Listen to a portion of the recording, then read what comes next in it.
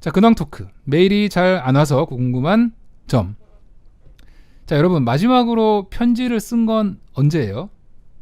혹은 또 받은 건 언제인지, 처음 썼던 편지는 무엇인지 한번 써주시면 제가 읽어드릴게요. 네. 생각해보니까 저는 처음 편지를 쓴 게 받아본 건 좀 기억이 나는 것 같아요. 물론 어렸을 때 엄마 아빠나 뭐 형제한테 받는 편지가 있었죠. 뭐 크리스마스 다른 날은 잘 없었던 것 같은데 생일 있었나 뭐 그랬던 것 같고, 이제 사회생활을 하면서 받아본 거는 고등학교 때, 이제 아무래도 저희가 남고다 보니까 여고 쪽 친구들이랑 뭐 신성한 종교 생활 중에 가끔 뭐 그런 편지를 주고받았던 기억이 납니다. 편지의 내용은 온갖 미사여구로 가득하죠.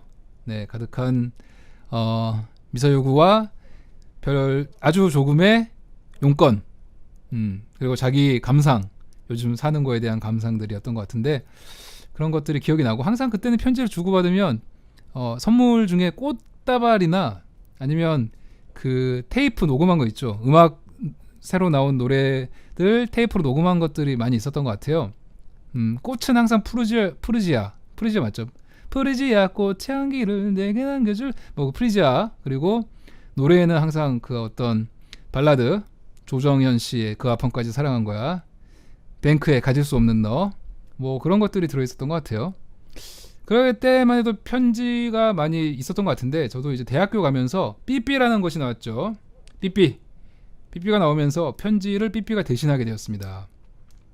삐삐는 항상 번호를 입력해야 됐는데, 뭐 여러분도 항상 알겠지만 뭐 4860 뭐 이런 것도 있었지만, 저는 그런 건 많이 못 받았고, 항상 저희 동아리가 어울림이었는데 그게 숫자로 0720으로 이렇게 쓸 수 있었거든요. 그래서 0720으로 서로 다 써가지고 했었던 기억이 나네요. 고재용님, 입대하고 훈련소 때 평생 쓸 편지를 다 썼어요. 그죠? 군대 가면 편지 쓰라고 하잖아요. 도로시프님은 반려인과 주고받습니다. 결혼기념일에.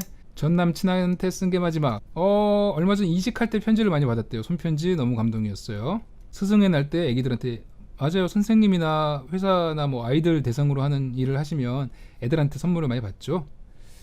어이쿠 삐삐를 한 번도 못 써봤어요. 여러분들 너무 삐삐 쓰기에는 나이가 어리다 이거죠.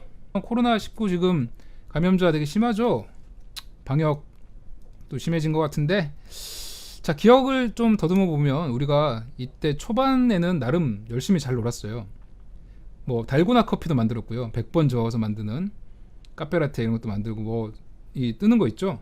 뜨개질도 하고 막 했었는데, 요즘 이제 집콕 생활이 또 시작될 텐데, 여러분들 집콕 취미가 무엇인지 궁금해요. 유율님이 지트님 곡 연습하기용라고 하셨고요. 기타 치시는 분들 많네요. 기타 침 좋죠. 적당한 거리 유지, 이유진님. 딱히 취미는 없는 걸로 다들 기타 정도 치시는 것 같네요. 기타 치는 게 제일 좋아요. 음악 듣고 책 읽고 다 비슷한 것 같아요. 저희 팬분들이나 저나 다 비슷한 것 같습니다. 저는 사연 한번 읽어볼게요. 박현주님, 안녕하세요. 저는 지트님의 노래를 들으며 살아가는 많은 사람들 중 한 사람입니다. 가수 지트의 음악을 듣다 보니 사람 지트님이 궁금해져서 조금 검색해보았더니 이게 웬걸, 정치외교학과를 나오시고 외무고시를 친 경험도 있으시더군요. 저 또한 외무고시 현 외교관 후보자 선발시험, 왜 이렇게 이름 어렵게 만들지? 그냥 외무고시라고 해도 똑같을 텐데. 준비생인데 공부하다가 힘든 시간이 오면 지트님의 노래를 듣곤 합니다. 정말이지 저에게 힘을 주셔서 너무나도 감사합니다. 왜인지 모르겠지만 같은 인생을 살아보신 선배님께서 저를 위로해주시는 기분입니다. 유유. 왜 울어요? 시험 공부를 하다 보면 정말 막막하고 답답한 순간들이 많은데, 그럴 때 지트님의 노래를 들으면서 마음을 다잡곤 합니다. 안정제 같은 역할이라고 할까요? 시험을 마치고 나면 꼭 콘서트에 가보고 싶어요. 항상 응원합니다, 지트님. 저는 이만 다시 공부하러 가보겠습니다. 잠깐 이렇게 글을 쓰고 또 공부하러 가신다는 분도 계십니다. 여러분 외무고시 공부 안 하시는 분들은, 고시 안 보시는 분들은 사연 좀 많이 써주세요. 자, 이분을 위해서 제가 최근에 산 책인데 재밌어서 추천을 해드릴게요. 바로 공부란 무엇인가. 마이크가 어딨지? 카메라가. 공부란 무엇인가. 김영민 교수님인데 이분이 서울대 정치외교학과 교수님이시더라고요. 이렇게 초점이 안 맞아. 내 얼굴에 맞췄나? 서울대 정치외교학과 교수님인데 하버드대에서 동아시아 사상사 연구로 박사학위를 받고 뭐 이런 분인데 되게 웃기더라고요. 자, 한 3장 정도에 나오는 건데요. 알맞은 이름을 불러다오. 개념에 대한 정의가 필요하다. 이런 얘기인데 이게 공부 얘기는 안 하고 그냥 되게 쓸데없는 얘기하고 있습니다. 쓸데없다기보단 다른 얘기들 하고 있습니다. 이게 논설문 쓰는 게 되게 중요하대요. 그래서 학생들한테 들어와서 이렇게 정업 명령을 던지는 거래요. 대머리를 정의하라. 명령이 떨어지자마자 학생 A가 이렇게 얘기합니다. 반짝이는 거요. 대머리는 반짝반짝. 선생님은 반짝임은 대머리의 부수 현상일지는 몰라도 대머리의 정의는 아니겠죠. 데피니션이라고 정의. 반짝인다고 다 금은 아니다 라고 셰익스피어가 얘기했잖아요. A는 포기할 줄 모른다. 환하게 불이 들어오는 거요. 대머리는 불 들어온 인간정구. 선생님은 자기를 놀리려는 수작임을 알고 있으나 그건 대머리의 정의가 아니라 대머리의 비유겠죠 라고 얘기하죠. 그래서 얘기하면서 자기 얘기를 하죠. 보다시피 저는 탈모가 진행 중입니다. 발모인의 나라에서 탈모인의 나라로 이주했지만 그렇다고 해서 완전히 탈모인의 나라에 뿌리를 내린 것은 아닌 즉 디아스포라를 겪는 중이죠. 디아스포라 이산 제가 앨범에 썼던 거죠.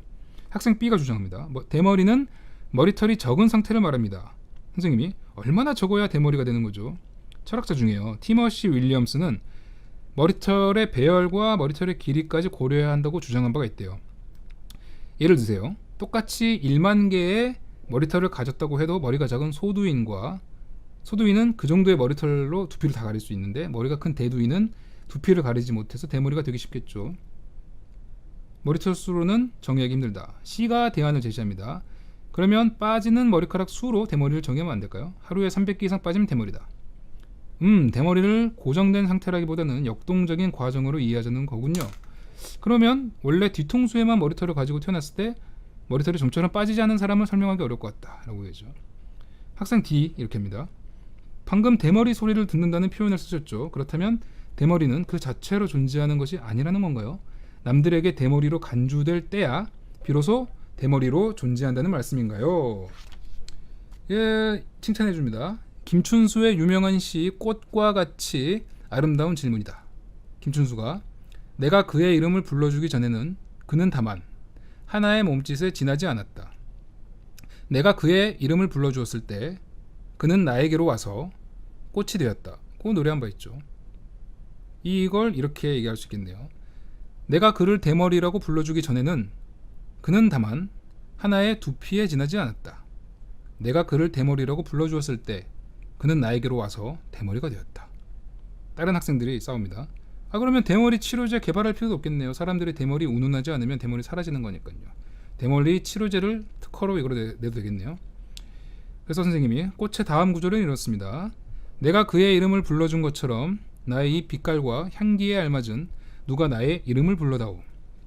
단순히 어떤 이름을 부른다고 해서 문제가 해결되는 건 아니다. 빛깔과 향기에 알맞은 이름을 불러야 그 이름은 현실이 된다. 한두 명이 대머리라고 부르지 않는다고 해서 사회적 현실이 바뀌는 것은 아닙니다. 그러나 다수가 그런 길을 따르면 정말 대머리라는 게 세상에서 사라져버릴지도 모르죠. 잘은 모르지만 변발이 유행하던 청나라 때는 대머리에 대한 인식이 지금과는 다르지 않았을까요? 그래서 저는 빠지는 머리털을 볼 때마다 변발이 다시 유행하길 바랍니다. 자, 이런 얘기를 하고 있고요. 자, 그래서 이 얘기를 왜 했냐?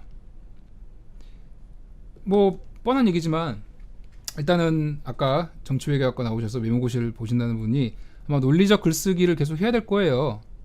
예, 시험 자체가 그 글 쓰는 쪽이고 논술 시험이 되게 많거든요. 그래서 이 책이 되게 도움이 될 수 있다. 나름 재밌고 웃으면서 볼 수 있는 책인데 공부를 어떻게 하면 잘할 것인가를 하고 있으니까 여러분들이 꼭 외모고시를 안 보더라도 다른 분들이라도 뭐 대머리 분들 아니죠. 대머리 분들 말고 공부를 하고 싶으신 분은 저와 함께 이 책을 읽어 나가시면 도움이 될 것 같아요.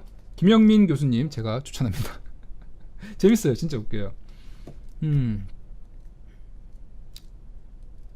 짙은 굿즈요. 지금 제작 들어간 것 같고, 제가 그러니까 브레인스토밍 하고 있는 것 같고요, 회사에서. 괜찮을 것 같아요. 나름 재밌는 아이디어들이 많이 나온 것 같습니다.